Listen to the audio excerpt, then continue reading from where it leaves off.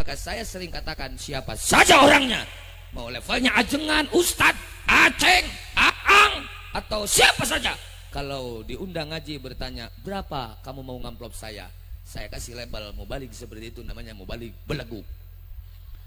Apa? Mubalik pidato kena amplop, ceramah kena amplop, namanya mubalik beleguk. Tapi kalau ada orang mengundang ceramah kepada mubalik nggak ngamplop, si eta lebih beleguk. Disunahkan bisa aya ulang luar meh teu kahartieun. Nah cenah mah lebih beleguk, nya lebih beleguk gue. Ada lebih beleguk mah lebih beleguk. Apa kiai beleguk? Nya beleguk mah beleguk.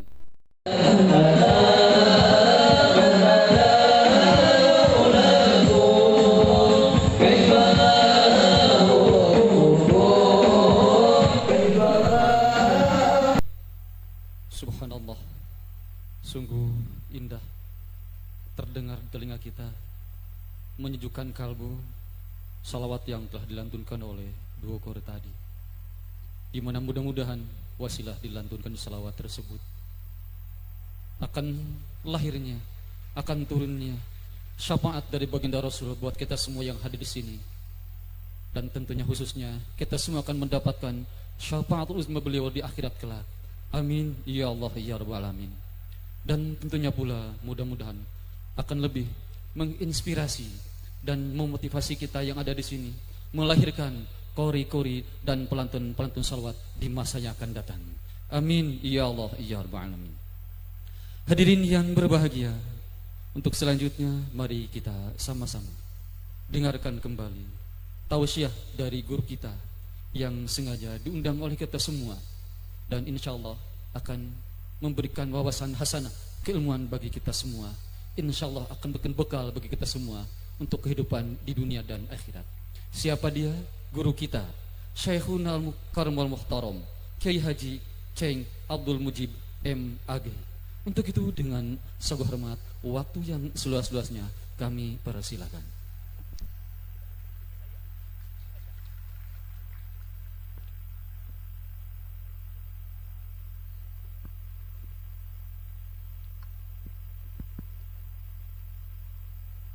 Assalamualaikum warahmatullahi ta'ala wabarakatuh.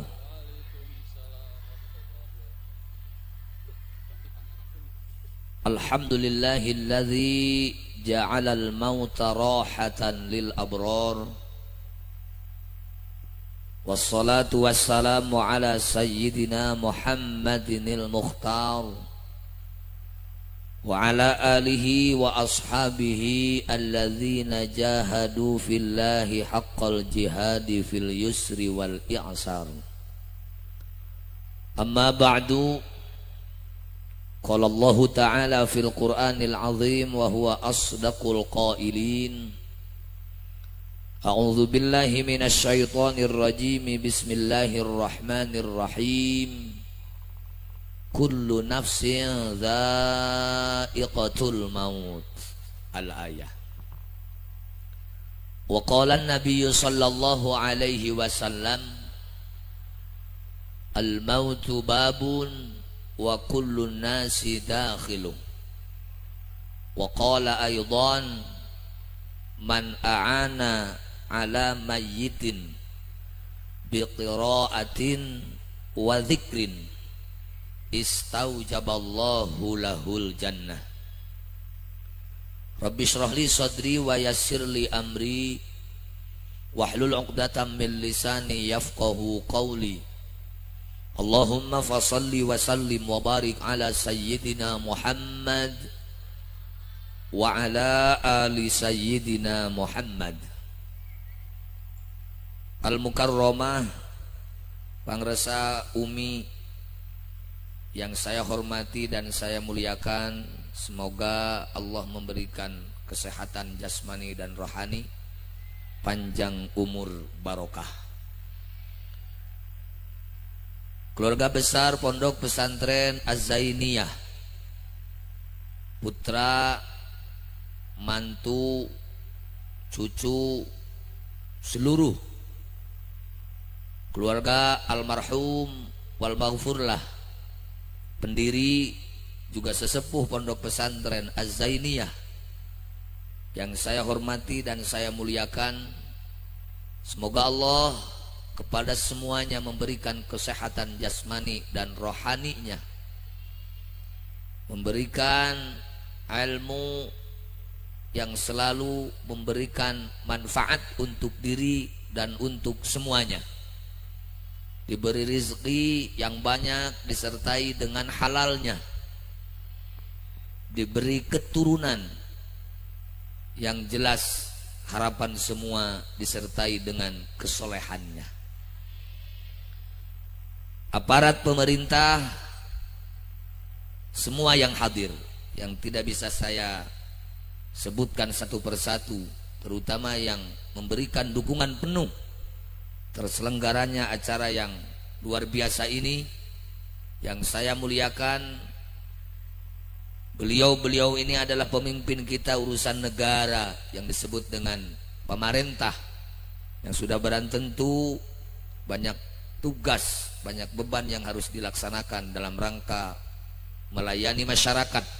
Lebih-lebih situasi 6 bulan yang sudah berjalan terkait dengan adanya virus yang merupakan peringatan dari Allah Subhanahu wa taala kepada kita semua, yang bisa menjadikan penyakit yang disebut dengan COVID-19. Mudah-mudahan semua warga Indonesia pada khususnya, umumnya manusia yang ada di dunia, diberi kesehatan. Yang sudah kena cepat sembuh, yang belum kena tidak terkena, yang sudah meninggal sebab corona, mukminin mukminat, muslimin muslimat, termasuk mati syahid. Amin ya Allah ya rabbal alamin. Hadirin wal hadirat dimanapun berada, terutama mustami'in mustami'at yang hadir di Pondok Pesantren Az-Zainiyah ini. Saya dengar banyak pendengar yang di luar lokasi, baik dalam negeri maupun luar negeri. Semua yang mendengarkan semoga mendapatkan barokah. Semua yang mengikuti kegiatan ini mendapatkan kemanfaatan, kemaslahatan dalam kehidupan baik dunia maupun akhirat. Amin ya Allah ya rabbal alamin. Santriwan santriwati, juga para alumni yang insya Allah semuanya hadir kecuali yang tidak. Ada yang tidak hadir? Saya yakin bukan tidak ada rasa cinta, bukan tidak membutuhkan terhadap barokah almarhum wal maghfurlah beserta ulama-ulama yang lainnya, tetapi barangkali kesempatan hakikat Allah yang tidak memberikan kepadanya, sehingga sama-sama kita mendoakan yang tidak datang ke sini tetap sama-sama mendapatkan barokah. Amin ya rabbal alamin. Pada kesempatan yang berbahagia ini, saya barangkali yang kesekian kalinya mengisi acara ini. Waktu sudah jam 11 kurang 1 jam.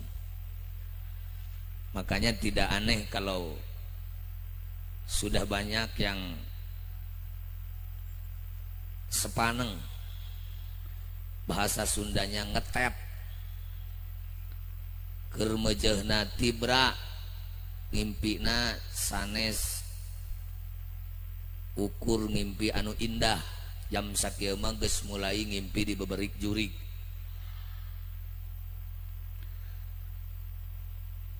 Tiga momentum penting yang mesti dalam kesempatan ini oleh saya harus diulas atau disentil. Kalau berbicara til, nggak usah dilayani dengan tol. Artinya jauh berbeda. Satu, kegiatan yang dilaksanakan oleh keluarga besar Pondok Pesantren Az-Zainiyah, terutama istri almarhum, para putra, mantu, putu, adalah memperingati waktu wafatnya almarhum wal maghfurlah pendiri Pondok Pesantren Az-Zainiyah yang kelima kali. Yang kelima kali.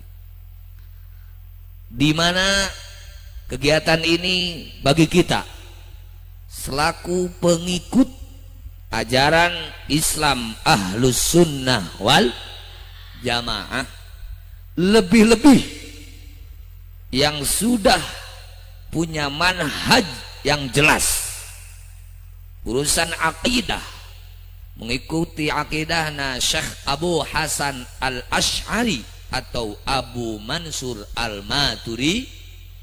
Bedanya Abu Hasan Al-Asy'ari pengikut mazhab Syafi'i, Abu Mansur Al-Maturidi pengikut mazhab Hanafi. Adapun urusan akidah atau keyakinan sama, bahwa Allah memiliki sifat dan zat. Allah memiliki zat dan sifat. Kita sering dengar, kita sering bacakan, insya Allah santri semua hafal kecuali yang belum, bahwa Allah memiliki sifat wajib berapa? Allah memiliki sifat muhal berapa? Allah memiliki sifat menang satu. Di santri sudah biasa dinazomkan sifat Allah wajib yang 20 adalah wujud, qidam, baqa, mukhalafatul lil, qiyamuhu binafsihi, wahdaniyat, kudrat, iradat, ilmu, hayat, sama, basar, kalam, qadiran, aliman, hayyan, sami'an, basiran. Nyambung karena kita adalah pengikut ajaran Ahlus Sunnah wal. Luar Ahlus Sunnah wal Jamaah belum tentu tahu, belum tentu hafal. Saya yakin kalau ngajak kepada kelompok lain ya enggak selancar tadi. Paling kalau saya bilang wujud, lanjut aja wujud, wujud, wujud, wujud, wujud, wujud, wujud, wujud, wujud, wujud, wujud, wujud, wujud, wujud, wujud. Selesai apa enggak? Enggak. Seperti halnya santri Az-Zainiyah atau santri-santri yang lain, saya ajak untuk mengasal usulkan kalimat, untuk memperluas asal usul kalimat. Istilah di pesantren nasrif. Ketika kita ketemu dengan kalimat nasoro, nasoro yang suruh nasron fahuwa nasirun wadaka mangsurun.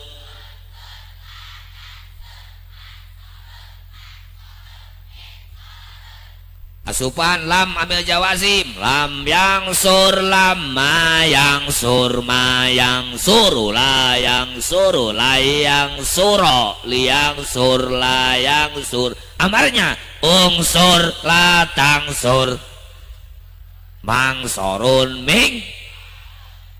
Nias nasoro, nasoro, nasoro, nasoro ces. Nasorta nasortuma nasortum nasorti nasortuma nasortun nasortu nasor. Majhulkan nusiro nusiro nusiro nusiro ces. Nusirta nusirtuma nusirtum nusirti nusirtuma nusirtun nusirtu nusir. Itu semua artinya adalah tidak sama, betul? Zaid mukul, nasoro Zaidun. Kalau mukulnya belum akan, yang suruh Zaidun. Kalau Fatimah yang memukul, jangan nasoro tapi nasorot fa. Nah kalau mukul doroba ya, menolong. Nasorot Fatimah, Fatimah telah menolong. Kalau mudorenya nggak usah yang surut. Nah itu bedanya. Kalau nggak belajar ilmu sorof, kira-kira bisa apa enggak? Enggak. Saya yakin pasti akan banyak penyimpangan. Doroba yadribu deramben. Pasti itu adalah benar apa enggak? Dah, daroyudah, dirudah, diran. Itu bagi orang yang lagi tidur. Jadi ada fi'il sulasi mujarrad, ada fi'il sulasi mazid. Kalau dalam ilmu sharaf, kitab Syarafina, sulasi mujarrad aya genep bab, ada 6 bab. Sulasi mazid warna hiji, warna pertama ada 3 bab. Wazan af'ala yuf'ilu if. Yang kedua fa'ala yufa'ilu taf. Yang ketiga fa'ala yufa'ilu mufa'alata wa fi'ala wa fi'alan. Pasti ketika kalimat mau dimasukkan kepada sulasi mazid warna 1 bab kedua, cara nasrifnya farraha yufarri'u tafrihan wa firahan wa fara'an wa tafri'atan fa huwa mufarrun. Jadi tidak mungkin ada tasrifan kafara yukaffiru kufron. Kalau itu jadinya fa huwa kampret. Kalau nasrif kalimat seperti itu pasti adalah kacau. Itu adalah urusan akidah. Urusan ubudiyah, mengikut ajaran ahli sunnah wal jamaah wajib apa? Wajib alias harus, tidak boleh tidak bermadhab, mengikuti atau taklid kepada ulama yang sudah ditentukan. Siapa saja yang boleh diikuti? Madhab yang yang disebut dengan madzahibil arb. Yang pertama adalah Imam Hanafi, ulama besar yang lahir di Kufah tahun 80 Hijriah. Itu adalah namanya madhab Hanafi. Yang kedua adalah Imam Maliki, ulama besar yang lahir di Madinah tahun 93 Hijriah. Itu adalah madhab Maliki. Yang ketiga adalah ulama besar Imam Syafi'i, ulama besar lahir di Ghuzah, Palestina tahun 150 Hijriah, madhab Syafi'i. Yang keempat adalah ulama besar adalah Imam Hambali, Imam Ahmad bin Hambal yang lahir di Baghdad tahun 164 Hijriah. Itu terkenal dengan madhab Hambali. Apa yang satu dengan yang lain beda, sudah belang tentu, seperti halnya embe jeung kuda. Imam Hanafi, Imam Maliki, Imam Syafi'i, Imam Hambali. Apa itu? Perbedaan tidak akan menimbulkan perpecahan? Tidak. Rasul mengatakan ikhtilafu ummati rahmatun. Perbedaan terjadi pada umatku melahirkan rahmat. Kenapa? Karena beda semua didasari dengan ilmu. Itu yang 4 disebut dengan mujtahid mutlak. Artinya ketika mengkaji Al-Quran, memahami Al-Quran, didasari dengan penguasaan ilmu nahwu, ilmu saraf, ilmu mantiq, ilmu balaghah, ilmu ma'ani, ilmu bayan, ilmu tafsir, ilmu hadis, ilmu fiqih, ilmu tasawuf, ilmu usul fikih, semua yang sudah barang tentu. Ketika ilmu itu dikuasai lalu diamalkan, maka itu yang disebut dengan ulama. Sikap dan perilaku ulama pasti apa yang dilakukan semata-mata menakutkan diri, mengajak kepada umat menuju ridho Allah subhanahu wa ta'ala. Ada orang mengatakan saya ulama, tapi sukanya ngintip yang lagi mandi, itu ulama apa ulamna? Saya ulama, tapi kalau diundang pengajian sibuk, mau berapa kamu ngamplop? Itu ulama apa ulamna? Ulama. Kalau ulama ngaji ya ngaji, ceramah ya ceramah, dakwah ya dakwah, tidak menuntut bayaran. Maka saya sering katakan siapa saja orangnya, mau levelnya ajengan, ustad, aceng, aang, atau siapa saja, kalau diundang ngaji bertanya berapa kamu mau ngamplop saya kasih label mubalik seperti itu, namanya mubalik belagu. Apa? Mubalik pidato kena amplop, ceramah kena amplop, namanya mubalik belegung. Tapi kalau ada orang mengundang ceramah kepada mubalik nggak ngamplop, si eta leuwih belegung. Disunahkeun bisi aya ulang luar meh teu kahartieun. Nah cenah mah leuwih belegung, nya leuwih belegung we. Jadi leuwih belegung mah leuwih belegung. Apa kiai belegung? Ya belegung mah belegung. akina bodoh eta ngaranna belegug. Maka kata Allah dalam Al-Qur'an, bismillahirrahmanirrahim, innama yakhsyallaha min ibadihil ulama. Sesungguhnya hamba Allah yang betul-betul bukan hanya memiliki satu kemampuan, bukan hanya memiliki ilmu, tetapi betul-betul ilmunya dikerahkan, diarahkan untuk mengantarkan dirinya takut dengan Allah adalah ulama. Maka kata Rasulullah sallallahu alaihi wasallam, al ulama'u umana'u ummati. Ulama adalah kepercayaan umat. Al ulama masabihul ardi. Ulama itu adalah penerang bumi. Artinya ketika ada ulama, dunia ini adalah cerah. Amin. Sayyidina Ali karramallahu wajhah mengatakan, la yazalud din wa dunya qaimaini madamat arba'atu asya'a. Selagi ada 4 hal, dunia dan agama pasti akan tegak, pasti akan. Kalau sudah tidak ada yang 4 hal, maka jelas dunia ini adalah akan hancur. Sekali lagi, selagi ada 4 hal, atau yang menjadikan dunia ini adalah kuat, yang menjadikan agama ini adalah kuat, karena ada 4 hal. Kalau 4 hal ini adalah tidak ada, maka jelas dunia akan agama akan lemah. Yang pertama, madamal aghniya'u la yabkhaluna bima khawwiru.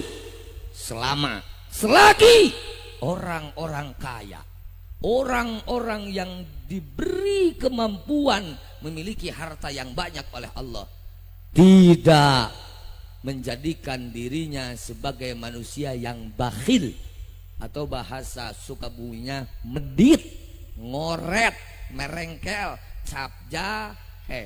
Ada nggak orang yang suka terhadap orang-orang yang medit? Ada nggak orang yang suka terhadap orang yang bakhil? Kata Mubalik tadi yang terlebih dahulu itu masih satu daerah dengan saya, insya Allah kenal. Masalah nasab mah alo, tapi tadi menerangkan tentang siapa? Haji Muhyiddin, kasep, loba duit, terus nyata lah. Tapi teripi karesep, gak ada yang suka karena Ibu-ibu, bu, salaki teh kasep loba duit, tapi lamun dipentaan duit sekali merek bro 2000. Punya suami ganteng banyak uang, pak beras habis cari sendiri, kamu kan yang banyak makan. Kira-kira ibu suami seperti itu memohon kepada Allah panjang umur atau cepat mati? Bahasa Sundana nuk itu senang panjang umur senang tereh modal. Suami yang seperti itu kalau mati kira-kira istrinya menangis apa enggak? Enggak. Jika na cerik teh api-api we keraya semah. Ada tamu pura-pura nangis. Enggak ada tamu masuk kamar, padahal si dia pasti akan berekspresi seperti ini. Begitu mati, yes, modar sia, merdeka, aing kawin doi, jika nu bakal payu. Padahal posisi awe mah istilah sunana dulang tina itu bisa beda jeung laki-laki mah istri meninggal hari ini, besok daripada hulang-hulang nengan ganti. Kalau perempuan bisa enggak? Harus bubar id? Enggak, ditinggal mati id aja 4 bulan 10 hari. Kalau dicerai 3 bulan 10 hari. Sebelum iddah kamu cantik, walaupun jalan kakinya seperti ini, jalannya nggak bisa. Lempang kita itu nawar-nawar maksudnya. Parade, nggak bisa. Kenapa? Karena adalah perempuan. Mudah-mudahan ibu-ibu semuanya punya suami yang bertanggung jawab dunia akhirat. Amin ya robbal alamin.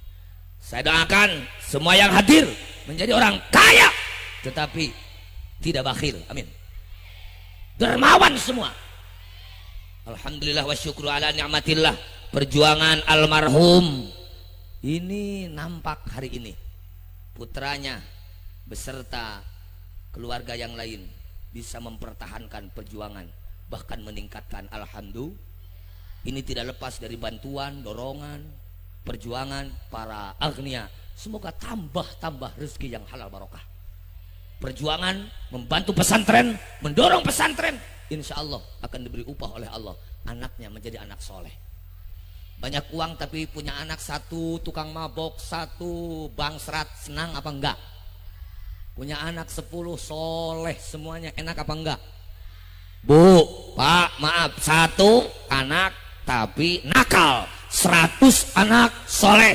Kira-kira kalau disuruh milih mana? 1 nakal, 100 soleh. Sanggup ibu melahirkan 100 kali? Waduh. Kalau disuruh milih 1 saja, jangan 100 anak soleh. Jelas itu adalah aset. Apa itu aset? Modal. Apa itu modal? Aset. Apa itu aset? Modal untuk menuju kesuksesan dunia. Karena anak soleh pasti adalah akan berbakti kepada Allah dan Rasulnya, juga kepada orang tua. Makanya bu, kalau lagi hamil, ulah loba tingkah hayang. Ya mah keur-keureuneun teh hayang pais celimane. Silahkan banyak kemauan, tapi yang wajar-wajar saja. Paling penting kemauan ibu apa? Ingin punya anak yang selesai sholat, ini tangan simpan di atas perut. Allahumma hafaz ma fi batni wasbihi anta syafi wa'afihi antal mu'afi wasawwirhu suratan jamilatan hasanatan waj'alhu sahihan kamilan aliman aqilan hadiqan muwafiqan lil khairat wa zairan lil baitil haram. Allahumma ij'alhu waladan shalihan yal'u li walidayhi. Gak hafal kiai usuna atau bahasa Indonesia, ya Allah, semoga Allah menjaga terhadap anak saya yang ada dalam perut, menjadikan anak saya ini adalah sehat jasmani dan rohani, wajahnya cantik, wajahnya ganteng, hatinya bersih, ya Allah. Begitu. Daripada wah, kalau kita berdoa enggak bahasa Arab, enggak sempurna, enggak afdol, harus pakai bahasa Arab. Boleh, tapi kalau harus tahu artinya, jeung kudu nyambung. Berdoa untuk anak soleh, tapi yang dibaca Allahumma laka sumtu wa bika amantu. Insya Allah anaknya kerjanya hanya makan. Bismika Allahumma ahya wa bismika amut. Molor si anaknya mol udang-udang. Makanya kalau tidak bisa hafal bahasa Arabnya, sudah bahasa Sun atau bahasa Indonesia atau bahasa yang dikenal atau yang dimiliki. Allah pasti akan mengabulkan permohonannya. Amin ya Allah ya Rabbal alamin. Kembali, saya sering katakan paling rugi perempuan punya anak tapi anaknya tidak soleh. Kenapa? Karena bagi perempuan capek, ngidam, capek. Hamil rata-rata berapa bulan? Seorang perempuan kalau di Sunda sering dikatakan cantik nakawanti-wanti, indah nakabina-bina. Pokoknya mah sakur ngaliwat ke hiji tempat lalaki anu ningali ka eta awewe pasti matana wow. Atuh nu wawuh ka Bang Sule prikitiu. Luar biasa, irungna mancung, pipina koneng, gadona nok sapotong, matana bolotot, bulu mata cureulek, bawakna jangkung, lempang eplok cenol bahenol ner. Waduh, luar biasa. Tapi perempuan yang sehebat itu coba diberi hamil, apa tetap cantik? Ya wajahnya, tapi bentuk badannya nggak beda seperti King Kong. Kaharep nyenol ti tukang tengeng. Coba. Apa-apa sulit. Mau berak buang aing besar repot. Mau tidur istilahna nangkarak eungap nang kubaan sion bitu nang ngikir riweuh. Coba dek digawe teu diganyel kumaha, diganyel cocodokna jauh riweuh. Betul. Selesai hamil melahirkan mudah? Ya tidak, pasti perempuan yang melahirkan rasa sakit alias nyeri. Ada enggak di Sukabumi perempuan yang melahirkan sambil ketawa? Aya teu awewe nu ngajuru seserian? Lamun ngajuru seserian kira-kira tong batur salakina bungaheun rawaseun. Nepak tarang. Jadol pamajikan aing kasupan jurig di mana? Pasti. Rata-rata yang melahirkan adalah sakit, bukan hahaha, bukan. Aduh. Kalau bisa itu harus kelihatan sama suami agar suami merasakan capeknya dan sakitnya perempuan. Insya Allah kalau laki-laki yang merasakan capek dan sakitnya perempuan akan tambah kasih sayang, tidak akan luntur, tidak ada habis manis sepahdi. Waduh, pengantin baru alias masih muda, sayangku, apa sih bebebku? Jalannya mau masing-masing apa bareng? Ya bareng dong. Digandeng empat ya digandeng. Jalannya luas, terang, masih digandeng. Perempuannya kepleset, kenapa sih sayang? Kata istrinya, ti aong, ti tajong. Apa sih yang ti aong? Okor, cokor. Cepat diambil, istilahnya ditatap, diusap.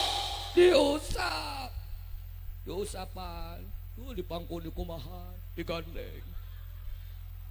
Tua sedikit, begitu apa enggak? Kalau laki-laki yang nggak tanggung jawab, begitu apa enggak? Pak bareng apa enggak? Jor-jor besia diheula. Kedebut labuh. Datang heula sia mah atuh.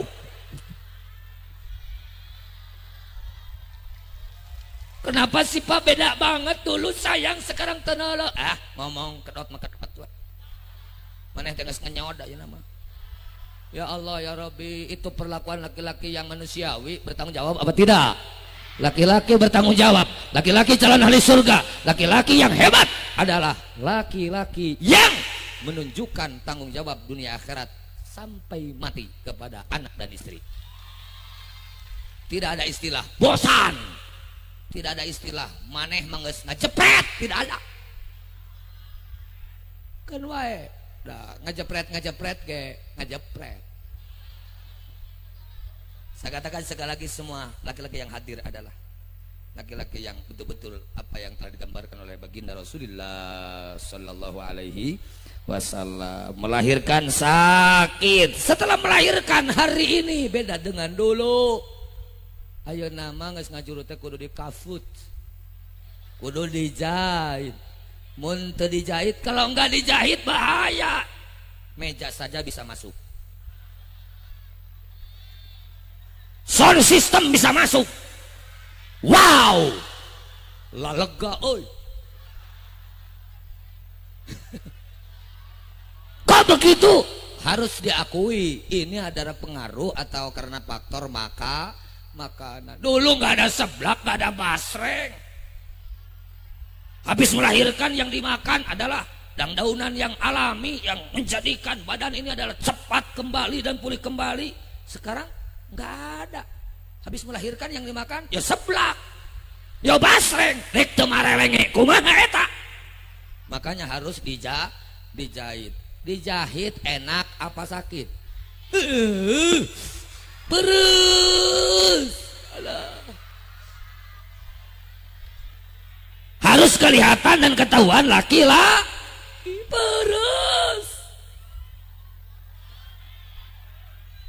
Selesai dijahit, tugas selesai apa belum?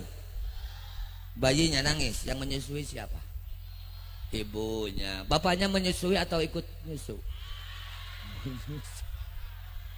Selesai menyusui, lalu kalau ngompol yang ganti celana siapa? Ibu. Makanya Rasulullah ketika ditanya oleh sahabat, ya Rasulullah, aku punya ibu dan bapak, kalau aku mau menghormat kepada siapa dulu? Jawab Rasul, ummuka, ibumu. Lalu ke siapa? Ummuka, ibumu. Lalu ke siapa? Ummuka, ibumu. Lalu ke siapa? Keempat kali baru abuka, bapakmu. Jadi ibu. Ibu ada. Hati-hati bu, dalil ini suka diselewengkan oleh bapak-bapak, mempengaruhi anaknya. Sebab yang mengganggu kadang-kadang anaknya, dipanggil anaknya, hei kamu anakku, dengarkan kata Rasul, yang harus dihormati ibumu. Artinya bahwa kamu harus punya ibu itu 3.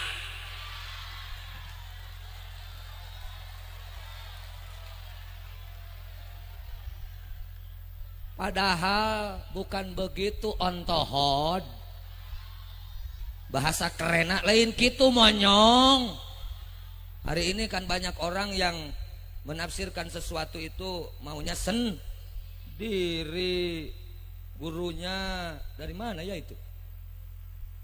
Kola Sehuna Google. Akhirnya bahwa peringatan Maulid Nabi itu adalah sama dengan memperingati kesesatan Nabi. Itu Ustaz yang begitu. Peringatan Maulid Nabi sama dengan memperingati kesesatan Nabi, karena Nabi sebelum jadi Nabi atau masih kecil itu dalam keadaan sesat. Orang kata iya bagus, kasih sama murid setan.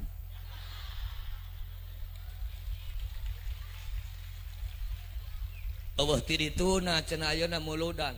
Iya, ini Allah tidituna sia can kaditu. Bukan gak ada dari sononya, lo belum ke sono. Cepat dong ke sono.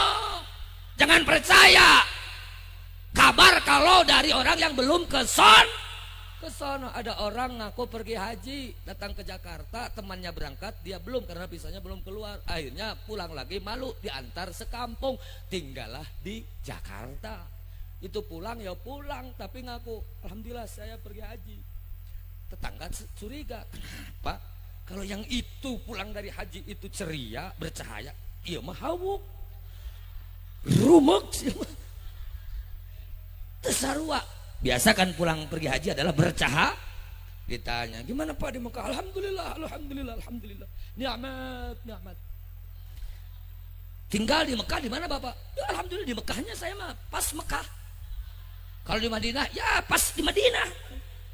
Kalau yang lain kan maktabnya di sini, sini enggak. Di Mekah napisan, alhamdulillah. Di Madinahnya di Madinah napisan, alhamdulillah.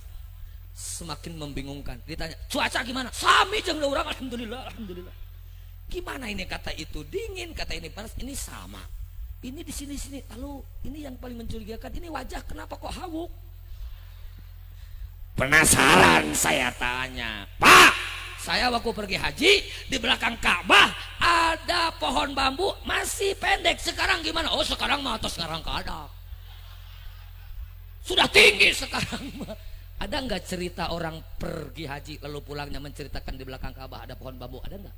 Ya nggak ada. Atau setan tawaf di tukangan Ka'bah maka cepet kabeh. Jelas itu adalah informasi atau kabar sesat dan menyesatkan. Kenapa? Karena dia belum ke sono tapi cerita di sono. Jadi kalau orang mengatakan, wah muludan gak ada dari sononya, bukan gak ada dari sononya, lo belum ke sono. Ke sono lah. Angkat. Supaya nyaho ayat dibelah dit. Itu. Santri jangan terlalu mudah mengeluarkan dalil. Kola. Mahal. Kita ingin mengatakan kola asluhu qawala. Betul? Itu adalah fi'il mu'tal ajwaf. Fi'il anu aya harap elatan di tengah-teng. Ba'a asluhu baya'a. Lila bebiayana kebiak sabaraha. Kalau melawan orang yang seperti itu jangan dulu yang mahal-mahal, yang murah. Apa-apaan sih? Orang pesantren, orang NU, kalau ada yang mati, pas suka repot-repot ngirim itu, ngirim ini. Udah kan udah mati ya mati. Nya heueuh cek aing geus paeh mah paeh. Apa-apaan dikirim? Emangnya kenapa? Wah nepi, kiriman teh kanu maot mah. Nepi. Wah nepi. Enggak nyampe. Apa buktinya nyampe? Enggak balik lagi. Naon buktinya nepi? Teu balik deui kehead. Ayo Fatihah yang dikirimkan balik lagi apa enggak? Berarti nyampe. Golho yang dikirimkan balik lagi apa enggak? Berarti nyampe. Nah, kalau ada saya ini ustad. Kalau santri mah jangan bilang ustad, apalagi ke kiai. Ustad mah usaha tara anak deras.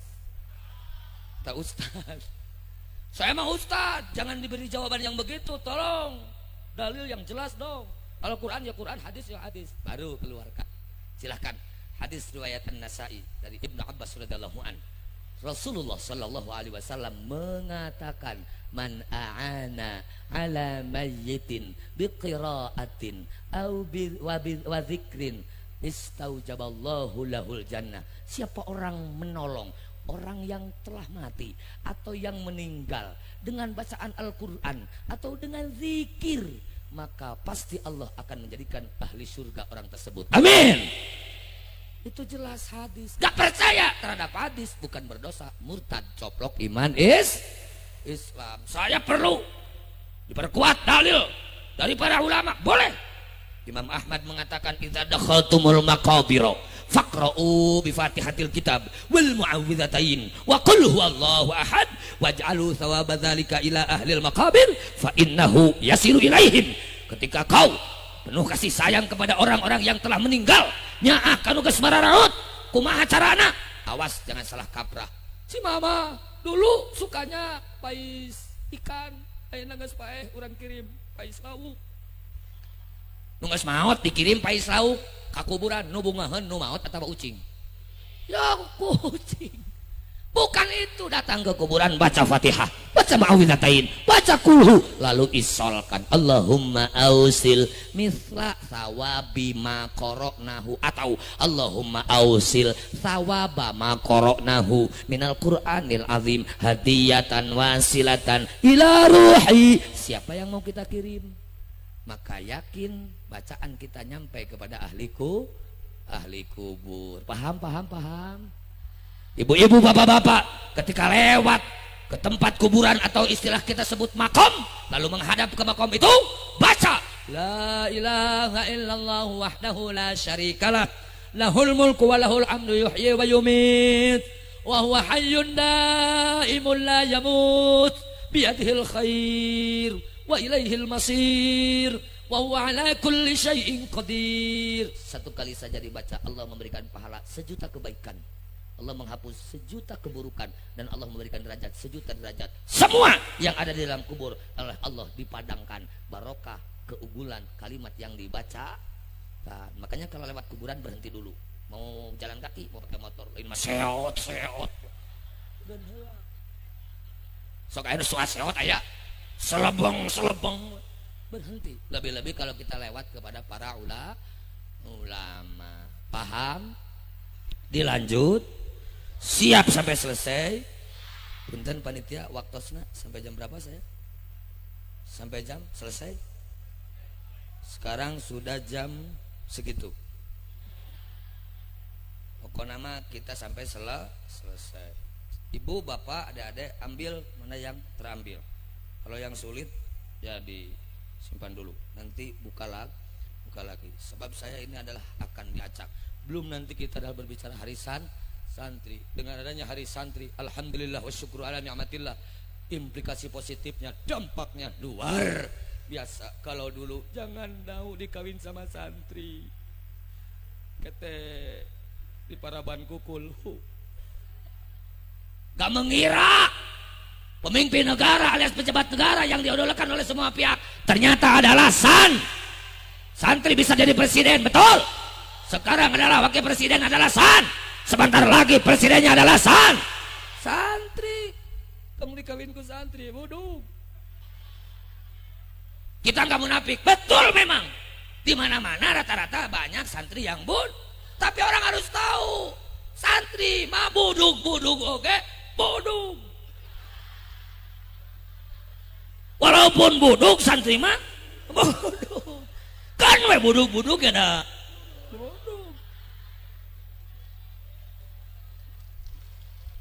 Jangan dicampur adukan kata-kata barokah dengan mood. Udah buduk kayak barokah. Buduk mah buduk. Santri mah gitu. Ya, alhamdulillah di pesantren itu selalu barokah, makanan barokah. Buktina naon? Urang mah lamun belum huwi 2 sok jadi 3. Ngan nu katiluna rada hasem. Tah eta teh lain barokah, nu katiluna mah tai ucing. Tai ucing kabeulem. Eta karada hasem. Eta nu kitu barokah sanes. Barokah apa bukan?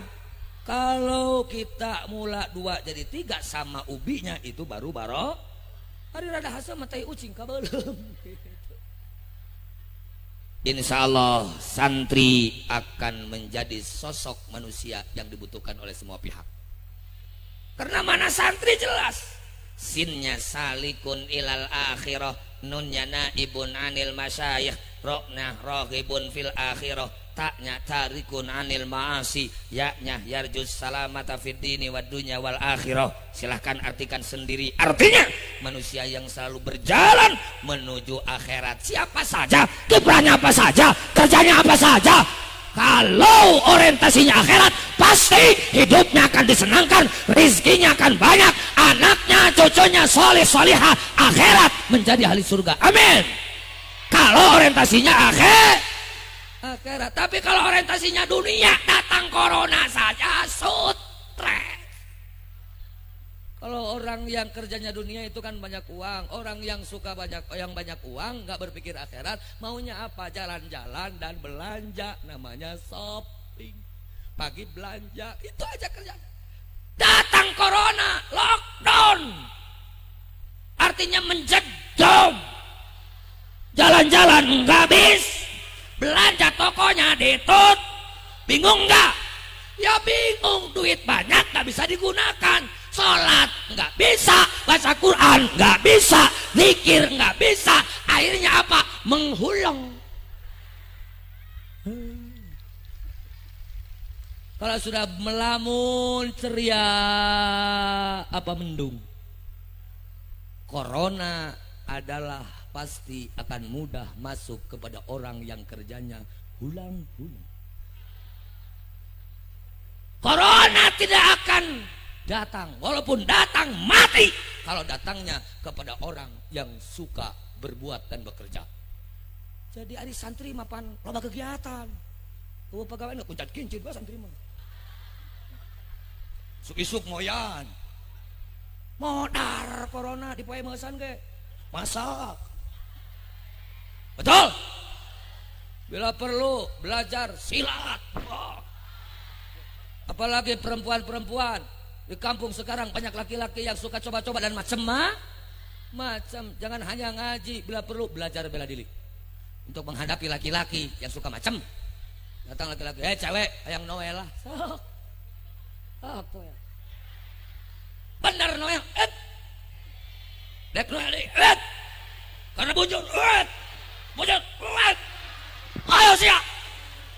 Ayo kira-kira laki-laki menghadapi perempuan seperti itu berani apa enggak? Ya enggak. Sanajan perempuan, walaupun perempuan, kalau pukulannya keras ya nongeng.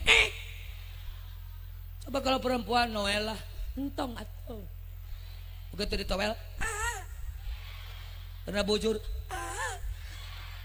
kena laki-laki nakal. Insyaallah santri sehat, amin. Pokoknya nama nggak akan mudah kena. Kita nggak bingung, nggak bisa belanja karena nggak punya duit. Yang bingung itu duit banyak tapi nggak bisa belanja. Mau diapakan? Disambal duit, gak enak. Ketika punya duit santri belanja ya belanja. Gak punya duit apalagi dilarang belanja, nggak boleh kemana-mana. Kita kan sholat, selesai sholat masa sholat terus baca Quran. Capek baca Quran. Kalau ibu-ibu lagi tahunnya tahun kan nggak boleh baca Quran. Perempuan tahunan 7 tahun temenang baca Quran. Awewe tahun akhir tahun temenang salat. Awewe tahun akhir tahun tong puasa. Awewe tahun akhir tahun ulah daek di tahun kusalakina alias temenang tatahunan. Sabab lamun tatahunan bisi tahun. Lamun geus tahun kaituna bakal tahun. Yang nggak boleh itu adalah baca Quran. Kalau zikir boleh. Subhanallah, alhamdulillah, wala ilaha illallah, wallahu akbar, wala haula wala quwata illa billahil aliyil azim. Boleh. Kesal baca kitab dihalangkan. La haula wala quwata illa billahil aliyil azim. Illa billahil aliyil. Salawat boleh. Boleh. Lagi-lagi ini adalah bulan dilahirkannya baginda Nabi besar Muhammad. Nabi Muhammad dilahirkan hari Senin. Kenapa sih Nabi Muhammad lahirnya enggak hari Jumat? Padahal yang paling bagus hari itu adalah Siapa orang mati hari Jumat mati syahid? Hoyong mati syahid. Ayeuna poe naon ieu? Rebo 2 poe deui sok marangon. Siapa orang yang memohon kepada Allah hari Jumat pasti diijab. 5 malam yang pasti ketika memohon kepada Allah akan dikabulkan. 1 malam 1 bulan Rajab. Yang kedua malam Idul Fitri. Yang ketiga malam Idul Adha. Yang keempat setiap malam Jumat. Yang kelima malam nisfu Sa'ban. Apa saja kamu mohon malam Jumat pasti dijawab. Suami istri melakukan sesuatu malam Jumat sama dengan membunuh Yahudi 70. Malam Sabtu membunuh Yahudi 15. Malam Minggu 15. Malam Senin 40. Jadi lamun hayang mayan Yahudi 100 kudu nitir 3 peting. Ini urusan orang tua, anak kecil diam. Hari Jumat. Kenapa Rasulullah lahirnya hari Senin? Bu, Pak, Allah menciptakan pepohonan itu adalah hari Senin. Allah menciptakan bumi hari Minggu. Allah memberikan rezeki kepada Nabi Adam hari Sabtu. Allah menciptakan ilmu hari Selasa. Jangan aneh, banyak ulama yang meninggal hari Selasa. Kenapa Rasul hari Senin? Isnin itu kan kedua. Yang pertama adalah Allah. Setelah kita mencintai Allah, kedua adalah kita mencintai kepada makhluk yang termulia, Sayyidul Khalaiq wal Mursalin, baginda Nabi besar Muhammad. Senin itu adalah Allah menciptakan pepohonan. Artinya Rasulullah ditugas untuk menjadikan manusia yang mengayomi seluruh manusia yang disebut dengan rahmatan lil alamin. Rasulullah dilahirkan pada bulan Rabiul Awal. Apa itu artinya Rabiul Awal? Musim semi. Di Mekah itu ada musim panas, panas. Ada musim dingin, dingin. Sepuntene bok menawa wonten ingkang mirengaken kula saking tiyang Jawi. Tirose aang menika dawuh niki pengajian dipirengaken wonten tiyang Jawa Timur. Halo, wong Jawa Timur, piye kabare? Katanya ada orang Jawa Timur. Kalau lagi panas, subhanallah. Saya pernah pergi haji dalam keadaan panas. Alah, tetiris keur panas. Saya pernah dalam keadaan dingin. Alah, suku teror meheun teh semut memuncangan. Ya tak kieu. Nah, musim semi itu musim yang ditunggu-tunggu oleh semua pihak karena berada antara panas dan dingin. Itu artinya Rasulullah Sallallahu Alaihi Wasallam yang dilahirkan ke dunia menjadi rahmatan lil alamin harus memiliki sifat wasatiyah, sedang-sedang saja. Jadi agama wasatiyah, pimpinan wasatiyah, dan memang nungeunah mah di tengah. Coba saya kalau duduk di sini, bingungan itu nu kamera. Orang balik deui ka dieu, orang balik di dieu, si itu bingungan. Orang dia nahan. Coba orang ayeuna lamun di dieu. Halo. Kebagian semua enggak? Waduh, laki-laki gagah, hidung mancung, pokoknya uang banyak, mas kawin sekilo, uang 100 juta, mobil kijang Innova langsung dari dealer. Tapi sebelum nikah, Neng, maaf ya, aku ada kekurangan adalah tina bujal karena tuur rata. Kira-kira Neng mau apa enggak? Kalau mau sama aku gak usah bawa uang banyak, gak usah bawa mobil baru, gak usah begitu-begituan. Mau apa tuh Neng? Cukup aja bawa jengkol dari Astana alias nu ngarengkol dina calana. Di mana ayana eta? Di Natarang, di tengah. Di mana? Di tengah. Jadi itu namanya wasati. Bapak-bapak hadirin rahimakumullah, kaitan dengan hari santri tidak akan ada terjadi hari santri kalau tidak ada perjuangan para ulama tidak akan merdeka. Kalau Indonesia ini tidak merdeka, kalau tidak ada perjuangan salah satunya para ulama, tidak akan bertahan kemerdekaan Indonesia. Kalau tidak ada perjuangan para ulama, 3 minggu merdeka Indonesia, datang lagi sekutu dipimpin oleh Inggris, Belanda dan negara yang lain ingin merebut kembali kemerdekaan. Bung Karno adalah bingung mau melawan kekuatan mereka yang sudah komplit senjata, sementara Indonesia baru merdeka, belum punya apa-apa. Kalau dihitung dia pakai bedil, kita baru punya cukil.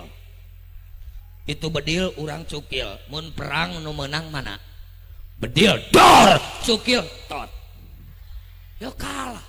Kebingungan Bung Karno, diberi saran oleh Jenderal Sudirman, Bung, gak usah bingung, datang aja ke kiai, datang aja ke luar ulama, minta saran bagaimana membela negara hukumnya, dan kalau mati mendapatkan status apa, membela negara hukumnya, yang notabene negara kita adalah negara kesatuan Republik Indonesia. Datanglah kepada ulama. Salah satu yang didatangi adalah Hadratus Syekh Kiai Haji Hasyim Asy'ari, perintahnya Bung Karno. Begitu ada pertanyaan, Hadratus Syekh Haji Hasyim Asy'ari manggil Kiai Wahab Hasbullah, Ki Wahab, kumpulkan ulama se-Jawa dan se-Madura, bahas. Ini ada pertanyaan dari Bung Karno, dibahas tuntas. Maka hasilnya diumumkan tanggal 22 Oktober yang tertuang dalam istilah resolusi jihad. Isinya melawan mengusir penjajah hukumnya wajib. Orang yang belok menyimpang mengikuti penjajah itu adalah harus diusir. Kemudian kalau ada orang mati membela negara, jangan takut, itu termasuk mati syahid. Mati. Ketika datang penjajah, orang takut. Waduh, datang deh, aing kemana kabur ya? Kemana aing jumput tuh? Datang penjajah lebih kuat. Ketika ada resolusi jihad, apa betul membela negara mati syahid kalau mati? Betul. Siapa yang melakukan fatwa? Itu adalah Hadratus Syekh Haji Hasyim Asy'ari, itu adalah ulama, itu adalah habib, itu adalah wali, itu pahlawan nasional, itu pejuang yang layak dan patut dipercaya kekuatan dan fatwanya. Maka ayo kita maju, jangan takut mati, lawan penjajah, seikat penjajah, ayo terus, maju terus. Maka peperangan puncak tanggal 10 November, alhamdulillah menang Indonesia, kalahlah penjajah, merdeka sampai hari ini. Maka Pak Jokowi memberikan penghargaan kepada perjuangan ulama karena 22 Oktober itu keluarnya resolusi jihad. Hari ini sebelum jadi ulama jadi kiai adalah santri terlebih dahulu. Maka 22 Oktober jadi hari santri nasional. Nu sadar mah gitu.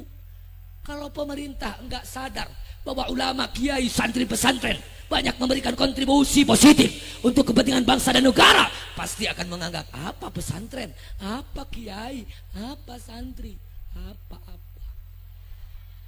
Tapi kalau tahu ternyata yang memperjuangkan kemerdekaan Indonesia adalah ulama. Kita merdeka 1945, 1914 Kiai Wahab Hasbullah ketika melihat penjajah kok begini, Indonesia kaya, tidak akan bisa dinikmati, masyarakatnya bodoh-bodoh. Bagaimana membangkitkan masyarakat agar cinta terhadap tanah air? Kalau sudah cinta terhadap tanah air, maka akan berani mengusir penjajah, melawan penjajah. Ini perjuangan panjang. Maka Kiai Wahab Hasbullah 1914 sudah mengarang syair Subhanul Waton. Ya lal waton, ya lal waton, ya lal waton, hubbul waton minal iman, wala takum minal hirman, inhadu ahlal waton, ya lal waton, ya lal waton, ya lal waton, hubbul waton minal iman, wala takum minal hirman, inhadu ahlal waton. Indonesia biladi anta'un wa nufakhoma kullu may ya'tika yauma tamihayal qahimama kullu may ya'tika yauma tamihayal qahima. Ini membangkitkan semangat. Cinta tanah air bagian daripada iman. Bangkit. Jangan biarkan penjajah, lawan. Maka simbol juga nyanyinya harus semangat. Nggak boleh melantunkan ya lal waton, ya lal watan ya lal watan ya lal watan hubbul watan minal iman. Nggak boleh. Nggak boleh. Harus semangat karena kita akan melawan penjajah. Kita mengusir penjajah. Kita membela tanah air. Mati membela tanah air, tidak sia-sia. Betul. Maka pantas tanggal 22 Oktober dihargai oleh semua pihak. Insya Allah santri akan semakin kuat. Santri akan semakin dihargai. Beban santri yang begitu berat akan diimbangi dengan penghargaan. Bukan hanya dari manusia, terlebih adalah kita mengharapkan penghargaan dari Allah Subhanahu. Paham? Maka kata ulama, Indonesia ini mau Darul Harbi, Darussalam, Darul Islam. Darul Harbi dipimpin oleh kafir. Waduh, kalau ada pemimpin melarang sholat, wajib dibunuh, tidak boleh diam. Darul Islam, negara Islam, bagaimana? Ini agama yang lain.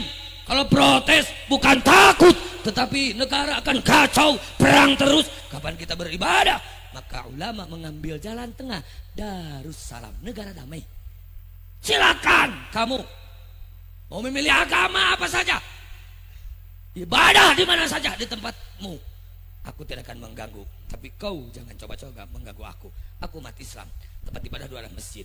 Aku pengajian siang malam, jangan kau ganggu. Lakum dinukum waliyadin. Agamamu untukmu, agamaku untukku. Lu gue sia-sia aing Enak nggak kalau begitu? Enak nggak? Makanya ini ulama, ijtihadnya ulama. Sudah saja bagi orang Indonesia yang cinta terhadap ulama, santri Azainiyah, cinta terhadap gurunya, lebih-lebih kepada almarhum, kepada para putra-putunya. Tidak usah repot-repot urusan negara, NKRI, harga. Bohong mengatakan cinta kepada almarhum, cinta kepada pesantren, kalau mau ngutik-ngutik NKR. Kenapa? Karena yang menikah negara adalah ulama. Gak usah repot-repot kita menerima ideologi negara yang namanya panca. Sarepot ganti khilafah, ganti olangan, ada olongo. Kita menerima Pancasila karena yang memberikan kekuatan kita adalah para ulama. Kata ulama gak usah repot-repot, Pancasila itu hanya namanya. Kenapa kita nerima? Karena ideologi negara yang hanya mengatur kehidupan berbangsa, hanya kerangka yang mengatur kehidupan bernegara, tidak mengatur seluruh kehidupan. Dalam Pancasila ada nggak aturan sholat? Pancasila 1, sholat lohor 2 rakaat jam 8. Ada nggak? Ini kerangka yang mengatur kehidupan berbangsa, dan alhamdulillah tidak menentang pedoman kita umat Islam, Al-Quranul Karim, tidak menentang. Pertama, satu ketuhanan yang Maha Esa. Kita punya pedoman hidup kita Al-Quranul Karim. Surat Al-Ikhlas ayat pertama, Bismillahirrahmanirrahim, Qul huwallahu ahad. Yang kedua, kemanusiaan yang adil dan beradab. Kita lihat surat An-Nisa ayat 135, Bismillahirrahmanirrahim, fala tattabi'ul hawa an ta'dilu.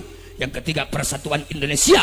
Lihat surat Al-Hujurat ayat 13, Bismillahirrahmanirrahim, ya ayuhan nasu inna khalaqnakum min dzakari wa untha wa ja'alnakum syu'uban wa qabaila lita'arafu inna akramakum 'indallahi atqakum. Yang keempat, kerakyatan yang dipimpin oleh hikmat kebijaksanaan dalam permusyawaratan perwakilan. Surat Asy-Syura ayat 38, Bismillahirrahmanirrahim, wa amruhum syura bainahum. Yang kelima, keadilan sosial bagi seluruh rakyat Indonesia. Surat An-Nahl ayat 90, Bismillahirrahmanirrahim, innallaha ya'muru bil 'adli wal ihsan. Artinya kita santri, kita pasukan ulama, kita pasukan pesantren, gak usah ragu-ragu, ikuti ulama, termasuk kebijakan urusan negara, NKRI, harga.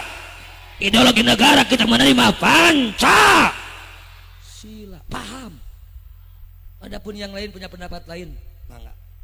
Seperti saya kemana-mana saya sampaikan bahwa kita agamanya adalah agama Islam, kita Ahlus Sunnah wal Jamaah, ikuti kita. Itu tadi akidahnya siapa, ubudiyahnya siapa, tasawufnya siapa, kemudian urusan negaranya seperti apa, yang kita ikuti wadahnya, organisasinya Nahdlatul Ulama. Ketika kita berkiprah di NU, maka jangan keluar dari apa yang disebut dengan fikrah an-nahdiyah. Yang pertama ada fikrah tawasutiyah, yang kedua fikrah tasammuhiyah, yang ketiga fikrah isra'iyah, yang keempat fikrah tatawuriyah, yang kelima fikrah manhajiyah. Apa itu fikrah? Pola pikir. Tawasutiyah apa? Moderat. Maksudnya apa? Pola pikir yang sedang. Tong hareup teuing, tong tukang teuing. Terlalu depan pasti repot, terlalu belakang pasti repot hareup teuing kijong colong tukang teuing tidang klang nu alus mah sedang-sedang saja. Tidak boleh tafrid, gak boleh ifrat, gak boleh ekstrim, gak boleh kita suka menghina orang lah.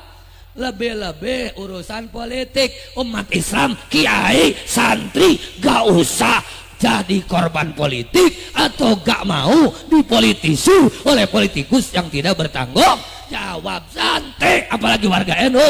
Beda itu biasa, tekudu pase ya pilpres. Saya madek nomor hiji, silakan. Nu penting tong ngahina ka nomor 2.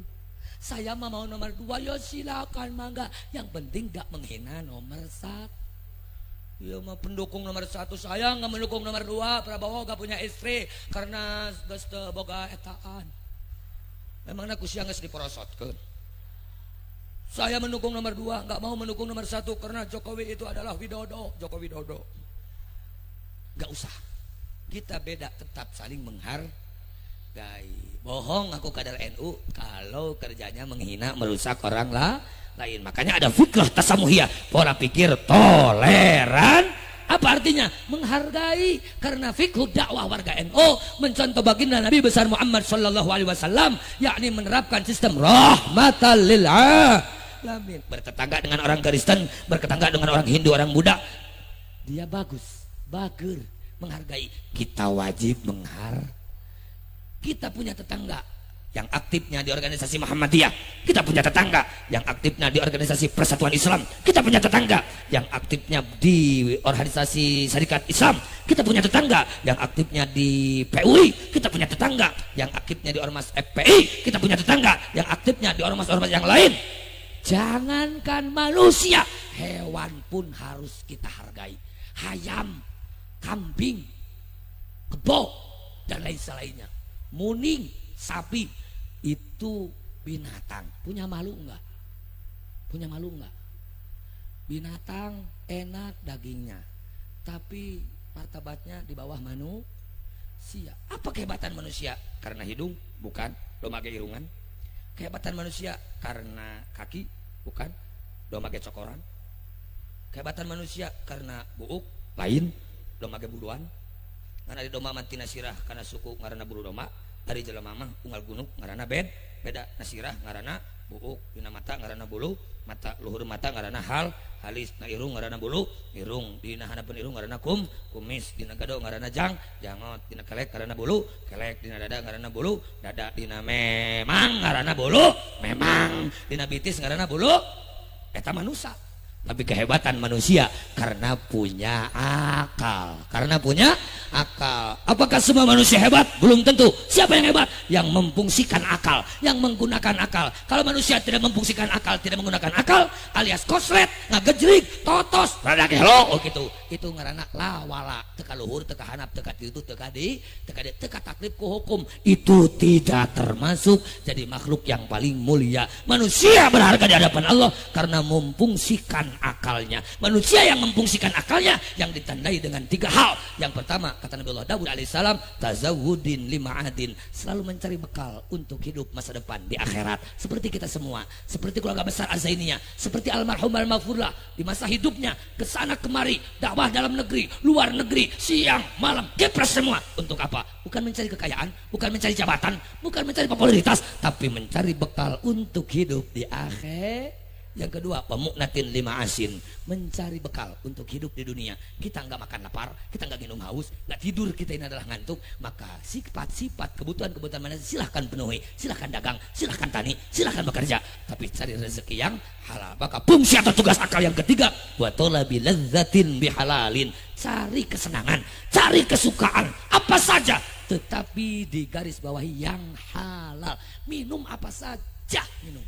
Saya tadi disuguhi kopi Garut, saya disuguhi kopi Lampung, saya disuguhi kopi Turki, saya disuguhi kopi Arab, mah nggak ada. Boleh diminum, boleh, halal. Arak mau di Garut, mau di Sukabumi, mana-mana halal haram. Suka arak, nggak boleh, karena haram. Disuguhi daging apa saja, boleh, asal haram. Daging anjing, daging babi halal haram. Daging kucing halal haram, nggak boleh tinggalkan. Pak, saya ini suka mainan adulang layang, ya boleh. selama kamu dijadikan modal adulang layang ini adalah mengingat Allah. Subhanallah, subhanallah, astagfirullah, Allah. Boleh. Gak boleh ngadulang layang kalau ternyata melupakan diri kepada Allah. Gak boleh adulang layang meninggalkan sholat. Gak boleh adulang layang pakai judi. Gak boleh adulang layang sambil bertengkar. Gak boleh ngadulang layang anjing, pokong. Gak boleh. Awas jangan dipotong-potong. Ini contoh bahasa-bahasa kotor itu saya sampaikan itu adalah hanya contoh. Itu yang gak boleh. Kita suka mancing, ya mancing boleh. Tapi jangan marah kalau dikatakan orang gila. Kenapa? Orang mancing suka ngomong sendiri. Kenapa yang ini nggak nyangut-nyangut? Padahal ikannya banyak, rupanya juga ada. Kok sulit banget sih? Orang yang ngomong sendiri sadar apa enggak? Orang gila. Tapi jangan lupa sholat. Jangan ikut mancing yang pakai judi. Hanya sebatas hiburan waktu sholat. Sholat. Kiai saya kalau lagi ngeronda suka gapleh. Boleh ya boleh. Manyaker ngeronda molor. Boleh, tapi dengan catatan jangan lupa sholat. Jangan sampai pagi meninggalkan sholat subuh, apalagi sholat zuhur. Itu hanya sebatas kita untuk menghilangkan ngantuk. Dan biasa-biasa, jangan iseng duitan dong 3.000, nggak usah. Dan nggak usah berlebih-lebihan. Jangan seperti kasus di Cilacap, gaplek karena terlalu semangat menggunakan modar paeh manahana oge. Hari tak kene itu kejadian biasa saja karena beratnya katu gapleh itu enggak kiloan tuh kudu dikitukan golosorkeun we sok tuh kudu tarik tuh makanya ada yang mengatakan gapleh haram karena dilihat dampaknya. Gara-gara gapleh, gara-gara mancing orang enggak sholat. Gara-gara gapleh, gara-gara mancing orang terdorong menjadi judi. Gara-gara gapleh, gara-gara mancing orang menjadi maksiat. Maka ada yang mengatakan haram sama sekali tidak boleh. Ada yang mengatakan boleh-boleh saja selama itu adalah terbatas, tidak boleh meninggalkan kewajiban dari Allah Subhanahu wa taala. Ini masih banyak yang harus saya bahas, tetapi sudah malam, banyak yang masih akan mengisi acara, tapi perlu ada kesimpulan. Yang pertama adalah haul, kita mengingat almarhum al-maghfurlah waktu wafatnya, yang bagi kita semua selaku warga Nahdlatul Ulama jelas menerima fatwa ulama. Haul itu hukumnya sunat, kita lakukan karena kita bukti cinta kepada ulama. Kata Rasulullah sallallahu alaihi wasallam, sidqul mahabbah ala thalathi khisalin. Bukti cinta sejati terletak pada 3 hal. Yang pertama, ayyakhtaro kalama habibihi ala kalami ghairihi, memilih apa yang disampaikan seseorang yang paling dicintai dan meninggalkan ucapan-ucapan seseorang yang tidak dicintai. Kita cinta kepada baginda Nabi Muhammad sallallahu alaihi wasallam, kita cinta kepada para ulama, maka yang diikuti adalah ungkapan, perkataan, sabda Rasulullah sallallahu alaihi. Yang kedua, wayakhtaro mujalasata habibihi ala mujalasati ghairihi, kita memilih berkumpul, kita memilih bersama, orang milih ruang riung dengan seseorang yang dicintainya. Kita meninggalkan kumpulan-kumpulan seseorang yang tidak dicintainya. Karena kita cinta kepada ulama, kita cinta kepada baginda Nabi, maka kita berkumpul dengannya dengan banyak membaca sholawat, berkumpul dengannya dengan mengikuti sikap dan perilakunya. Karena almarhum al-maghfurlah sudah jelas-jelas menghukumi bahwa yang mati dengan yang hidup ada tausiqul alaqah. Nu hirup jeung nu maut aya hubungan yang tidak bisa dipisahkan. Nu maut bisa mikanya akan nu hirup, nu hirup kudu mikanya akan nu maut. Maka jelas ketika meninggal harus ingat dengan cara haul. Yang ketiga, wa yakhtaro ridha habibihi ala ridha ghairihi, memilih apa yang telah diridhoi yang dicintainya. Kita mengharap ridha Allah, kita mengharap ridha Rasulullah sallallahu alaihi wasallam, kita mengharap ridha guru. Tidak akan bisa mendapatkan ridha Allah kalau tidak ada ridha guru. Maka jauh-jauh, capek-capek dalam keadaan kondisi seperti ini, kita karena mengharapkan ridha guru datang ke sini, tidak bisa datang membantu, tidak bisa membantu mendoakan, 1000 cara dikerahkan karena kita ingin mendapatkan ridha guru. Semoga semua alumni, semua santri almarhum al-maghfurlah mendapatkan ridha. Amin ya rabbal alamin. Paham? maka jelas pekerjaan ini adalah satu pekerjaan yang luar biasa, yang sudah barang tentu bukan hanya sekian tahun, tiap tahun dilaksanakan. Alhamdulillah saya dengar tadi dari keluarga besar almarhum sesepuh pondok pesantren di sini, kita laksanakan haul ini adalah tiap tahun, yang berjalan seperti ini ada 5 tahun sekali. Alhamdulillah, semua pihak yang membantu dan mendorong, oleh Allah diberi kenikmatan lahir batin dunia akhirat. Berkaitan dengan memperingati Maulid Nabi besar Muhammad sallallahu alaihi wasallam, kita jangan ragu, ini adalah bukti syukur. Kata Sayyidina Ali karramallahu wajhah, an-ni'amu sittatu asya'a, kenikmatan ada 6 hal. Yang pertama al-islamu, yang kedua wal qur'anu, yang ketiga wa Muhammadur Rasulullah sallallahu alaihi wasallam, yang keempat wal afiyatu, yang kelima wasitru, yang keenam wal ghina 'anin nas. Kenikmatan yang terpenting yang pertama adalah Islam, kenikmatan yang kedua kita punya Al-Qur'an, kenikmatan yang ketiga lahirnya baginda Nabi besar Muhammad sallallahu alaihi wasallam. Bahkan kata Imam Suyuti, i'lam anna wiladatahu